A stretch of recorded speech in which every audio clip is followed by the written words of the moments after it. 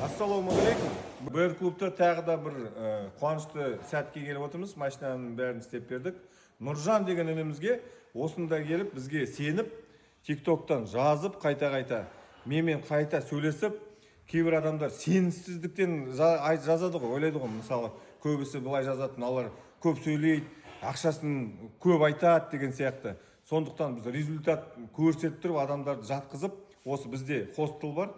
Гостиница ғой, енді кішігірім біздің адам водительдерге далада жатпайды, машинаны күнде істеп жатқанын өзі көріп көзбен, қалай істегеніміз, не үшін төлеп жатқан ақшаны, соны келтіріп істеп беріп жатырмыз. Вопростар болмасын деп, біреулер айтады қазақша сөйлей алмайды деп.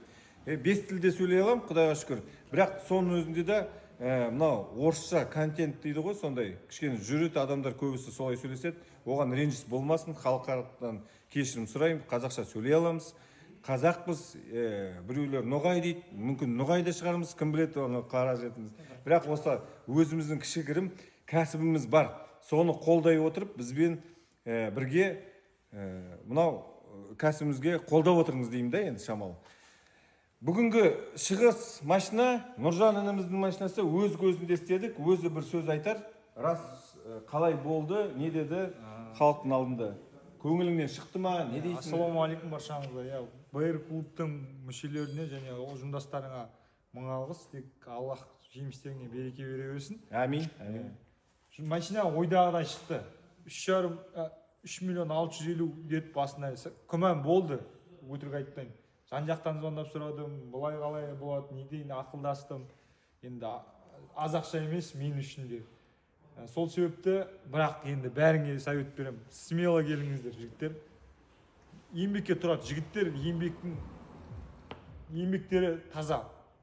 Көзіммен өзі көрдім, жоғарыда жататын орындары бар, асханасы бар, туалет, душы бар, как положено, гостиница. Жақсы демалысы орын, тыныш, коллектив, бәрі ауырмашыл. Ешкім сені не істеп отқан жоқ, кекітіп.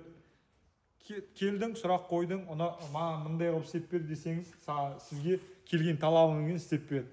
Мен өзім ойымнан шықты, дегенім айтқанымда істеп берді. Мыңда бір алғыс, тек жұмыстан тек алға баса берсін. Тек осылай табысты жете беріңіздер. Рахмет. Енді өзің мініп, өзің жемісін көре ғой. Рахмет. Бірақ бір айтатыным, көздің алдында жинадық. Күнде шығып қарап тұрды қасына. Бір ұнамайтын жері болса, көңілін қақпай басқаша істеп береміз.